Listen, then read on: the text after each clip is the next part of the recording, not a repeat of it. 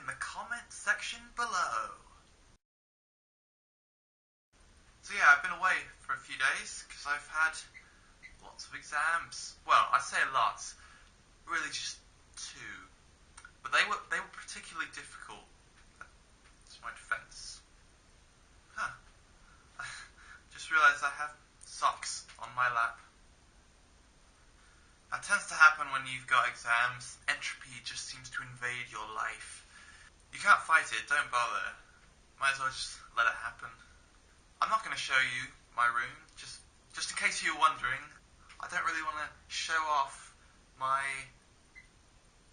mess to people on the internet. Sorry. But today, backed by popular demand, is... where did I put it? We're going to figure out more about the Three Musketeers. So last time I read a bit of the book, I opened to a random page and we tried to figure out what the story was about. As a recap, what we know about the story so far is there's a character called Milady, who is a prisoner, we think, of someone called Felton, and there's some sort of tension going on between those two. Don't know what will come of it. There's also a Lord de Winter that was mentioned, so we'll see if anything becomes of that. Still, I thought there would be more Musketeers, but that was only a single page. Today, we're going to read another random page. And, yeah, you might have noticed I've been holding some dice. And this is going to be truly random. This book has, what? I did count them earlier. 670-something pages. But we're not going to care about the last 70-something pages, because that would probably ruin the story. So what we're going to do is we're going to roll a set of dice, and whatever number they make up, and it's going to be random, so there's going to be 10-sided dice, and we're going to divide everything by 2 to get 500. We're going to take another 10-sided dice for the tens column, and another 10-sided dice. I only have 2, but imagine there was a third one for the ones column. Today's page is 223. So let's go to page 223 and we'll see what it's all about. Okay, so right away I can see that the title of the chapter is called The Countess de Winter. Intriguing. De Winter, we've heard that name before. Oh, Lord de Winter. So there's obviously some sort of countess involved in the whole package. Interesting. Well, I hope we'll find out more about that. Let's begin. Now, bearing in mind this is starting in the middle of a chapter, don't know what's going to happen. On the altar and beneath the portrait was the box containing the diamond pendants. I think we've come in at a really good point. The diamond pendants, they sound really important, just based on the fact that they're diamond, and diamonds are generally quite valuable, I would assume. Okay, the Duke went up to the altar, knelt as a priest might have done before Christ, then opened the box. These are very precious diamonds. Some sort of Duke he's very fond of these diamonds, I think. Here, he said, drawing from the box a big bow of blue ribbon, all sparkling with diamonds. Again with the diamonds. There appears to be a lot of diamonds. Maybe this is what the whole crux of the plot revolves around. There's these diamonds, and people are trying to get the diamonds. These are the precious pendants which I have sworn to be buried with. The Queen gave them to me. The Queen is taking them back again.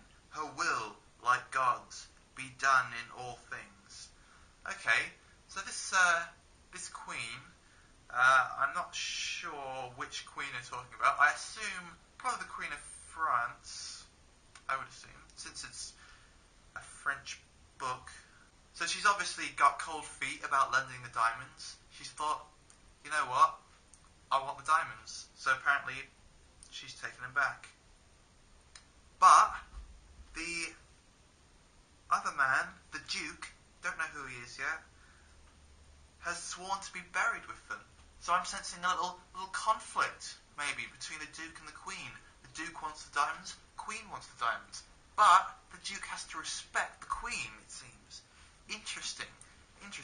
No mention of Milady, just a passing reference to Lord de Winter at this point, and Felton is nowhere to be seen at this point.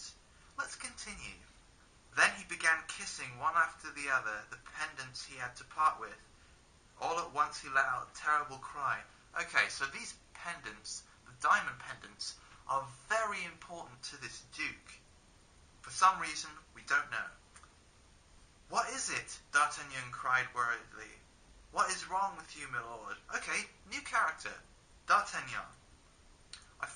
I'm pretty sure D'Artagnan is central to the plot of this. Correct me if I'm wrong, but I think there are three Musketeers. This is basically going on that one question in Slumdog Millionaire. But the three Musketeers are Porthos, Aramis, and another one. Athos, yes. And then D'Artagnan, I think, is the fourth Musketeer. I don't know how that makes sense. We shall see. So this is the Duke. All is lost, cried Buckingham. Okay, so I'm guessing the Duke is called Buckingham, and he turned pale as a corpse. 2 of the pendants are missing. There are only 10 here.